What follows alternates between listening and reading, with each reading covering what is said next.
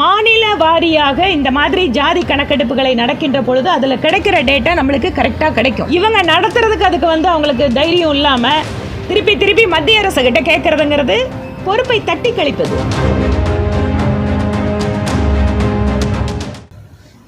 பாராளுமன்றத்திலே எதிர்க்கட்சி தலைவர்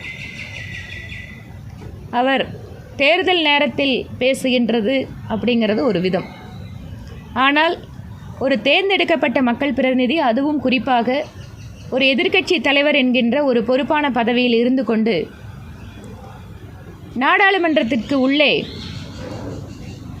அதிகாரிகளை பற்றி பேசுவது, குறிப்பாக பாதுகாப்பு ஆலோசகரை பற்றி அவர் பேசுவது எல்லாமே ஒரு மரபு சார்ந்த விஷயம் அல்ல. அரசியல் என்பது ஆளுகின்ற கட்சியை விமர்சிப்பது, ஆக்கப்பூர்வமான விமர்சனங்களை முன்வைப்பது, ஜனநாயக ரீதியாக செயலாற்றுவது என்று இருந்தாலும் கூட தனிப்பட்ட தாக்குதலில், மிக மோசமான தரம் தாழ்ந்த தாக்குதலில் ராகுல் காந்தி அவர்கள் ஈடுபட்டிருக்கிறார் என்பது முகம் சுளிக்க வைக்கிறது. மக்களுடைய பிரச்சனைகளை பேசுகின்ற இடத்தில் தேர்தல் நேரத்து சமயத்தை போல எந்தவித அடிப்படை ஆதாரங்களும் இல்லாமல் மிக மோசமான விமர்சனங்களை முன்வைப்பதன் காரணமாக மீண்டும் தன்னுடைய இம்மெச்சூரிட்டியை நிரூபித்திருக்கிறார் ராகுல் காந்தி அவர்கள். தமிழகத்திலிருந்து தேர்ந்தெடுக்கப்பட்டிருக்கக்கூடிய நாடாளுமன்ற உறுப்பினர்கள் கூட தனிப்பட்ட தாக்குதலிலே, அவர்கள் தமிழகத்திலே பத்திரிகையாளர்களை சந்தித்த போதும் சரி, அல்லது அதற்கு முன்பாக கூட்டங்களில் பேசுகின்ற பொழுதும் கூட, குறிப்பாக மத்திய நிதித்துறை அமைச்சர் அவர் சார்ந்திருக்கின்ற சமுதாயத்தை பற்றி, அதாவது ஒவ்வொரு சமுதாயத்திற்கும் ஒரு பேசுகின்ற மொழி, அதனுடைய விதம் என்பது ஒரு மாதிரி இருக்கும். யாரும் யாருக்கும் குறைந்தவர்களும் கிடையாது, அதை விட சமமானவங்களுக்கு மேலேயும் கிடையாது. ஆனால் திரு தயாநிதி மாறன் அவர்கள் இது முதல் முறை அல்ல, கடந்த பல்வேறு முறை கூட மரியாதைக்குரிய திருமதி நிர்மலா சீதாராமன் அவர்களை பற்றி குறிப்பிடுகின்ற பொழுது பிராமணர்கள் பேசுகின்ற பாஷையிலே குறிப்பிட்டு கேலி பேசுவது, அவர்கள் பயன்படுத்துகின்ற அந்த வார்த்தைகளை பயன்படுத்துவதன் காரணமாக அதை வேறு மாதிரி ஒரு தரம் தாழ்ந்த விமர்சனமாக செய்து கொண்டு வருகிறார். அவருக்கு கூட எங்களால் பதிலளிக்க முடியும்.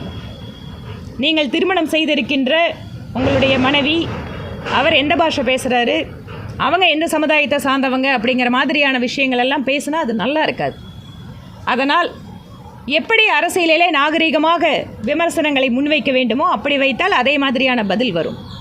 இல்லாவிட்டால் அது தமிழகத்தை பொறுத்தவரை பார்த்தால் பிராமணர்களுக்கு எதிராக, அது ஊடகங்களாகட்டும் அல்லது சினிமாவாகட்டும், அவர்கள் பேசுகின்ற மொழியை கேலி செய்து அல்லது அதை இழிவுபடுத்துகின்ற விதமாக பேசுவது என்பது குறிப்பாக திராவிட முன்னேற்றக் கழகம், திராவிடர் கழகத்தை சார்ந்தவர்களுக்கு வழக்கமாக இருக்கிறது.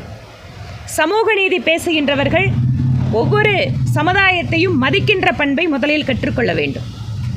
இம்மாதிரியான விமர்சனங்களை அவர்கள் தொடர்ச்சியாக செய்தால் அதே வகையில் பாரதிய ஜனதா கட்சி தலைவர்களும் பதிலளிப்பார்கள். சமூக நீதியை நிலைநாட்ட ஜாதிவாரி கணக்கெடுப்பு உடனடியாக வலியுறுத்தணும் சொல்லி சட்டப்பேரவையில் இது தொடர்பான தீர்மானம் வந்தபோதே பாரதிய ஜனதா கட்சியோட சார்பில் எங்களோட ஃப்ளோர் லீடர் திரு நைனா நாகேந்திரன் அதற்கான பதில் கொடுத்தார்.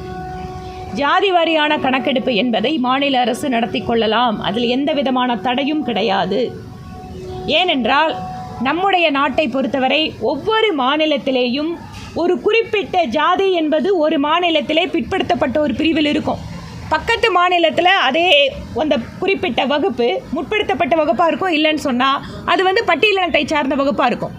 அதனால் மாநில வாரியாக இந்த மாதிரி ஜாதி கணக்கெடுப்புகளை நடக்கின்ற பொழுது அதில் கிடைக்கிற டேட்டா நம்மளுக்கு கரெக்டாக கிடைக்கும். இதையெல்லாம் வைத்து தான் மத்திய அரசு சொல்லுது, மாநிலங்கள் விரும்பினால் தாராளமாக செய்து கொள்ளலாம் அப்படின்னு சொல்கிறோம். அதனால் இவங்க நடத்துறதுக்கு அதுக்கு அவங்களுக்கு தைரியம் இல்லாமல் திருப்பி மத்திய அரசு கிட்ட கேட்குறதுங்கிறது பொறுப்பை தட்டி கழிப்பது. மாநில அரசு நினச்சா அது உடனடியாக பண்ண முடியும். மேடம், இப்போ ஜிஹெச்சுக்கு தமிழ்நாட்டில் எல்லா ஜிஹெச்சுமே சுத்தமான முறையிலே கிடையாது. எல்லாமே மக்கள் அவ்வளோ குழப்பமான மக்கள். ஏன் இவ்வளோ பண நிதி உதவிகள் இவ்வளோ கொடுத்துமே இன்னும் ஜிஹெச்சோட கேரளாவில் இருக்கிற அரசு மருத்துவமனைகள்லாம் அவ்வளோ நீட்டாக இருக்குது. ஆனால் தமிழ்நாட்டில் இருக்கிற அரசு மருத்துவமனை இன்னும் கூட ஒரு நீட்னஸ் இல்லை, பராமரிப்பில், மக்கள்கிட்ட காசு வாங்குறது, இன்னும் நிறைய குற்றச்சாட்டு. இது எப்படி பார்க்குறீங்க? ஏன்னா மத்திய அரசோட நிதியோட தான் நிறைய நடக்குது. இது ஒவ்வொரு இடத்துலையுமே வந்து அது ஒரு துறை மட்டும் இல்லை, பல்வேறு துறைகளில் இந்த பிரச்சனைகள் இருக்குது. நீங்கள் வருவாய் துறையில் லஞ்சம் இல்லாமல் இருக்கா? இல்லை இன்றைக்கு வந்து ஆன்லைன் வாயிலாக உள்ளூர் திட்டத்துக்கு வந்து திட்ட அதிகாரிகள் வந்து வீடு கட்டுறதுக்கு நீங்கள் 2400 ஸ்கொயர் ஃபீட்டில் கட்டிக்கலாம், நீங்கள் ஆன்லைனில் அப்ளை பண்ணால் போதும் அப்படிங்கிறாங்க. ஆனால் ஆன்லைனில் அப்ளை பண்ணுறதுக்கு கட்டணம் இன்றைக்கி எவ்வளோ தூரம் இன்க்ரீஸ் பண்ணியிருக்காங்க. பகல் கொள்ளையாக இருக்குது. யாருக்கு அந்த மாதிரி சின்ன இடத்துல வீடு கட்டுறவங்க சாதாரணமாக நடுத்தர குடும்பத்தை சார்ந்தவங்க, அவங்கக்கிட்ட நீங்கள் ஆன்லைன் அப்ளிகேஷன் ஏதாவது என்னன்னு கேட்டால் நீங்கள் அதிகாரிகளுக்கு காசு கொடுக்குற பதிலாக நேரடியாக நாங்களே வாங்கிக்கிறோங்கிறது தான் இதனோட முறை.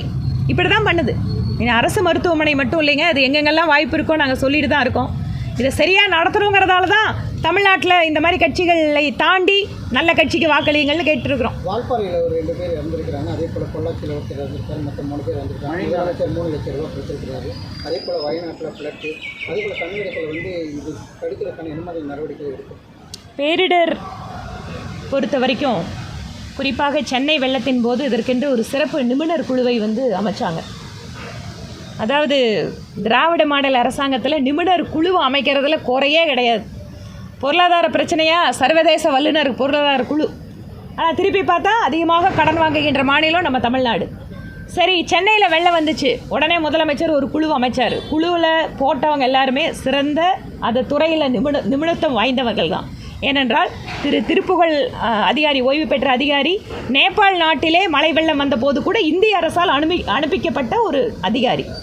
ஆனால் அவரை நியமித்து அந்த குழுவோட பரிந்துரை எந்த அளவுக்கு பண்ணாங்கன்னு தெரியல. திருப்பியும் மழை வந்தபோது அதே மாதிரி சென்னை வெள்ளம் தான் இருந்தது.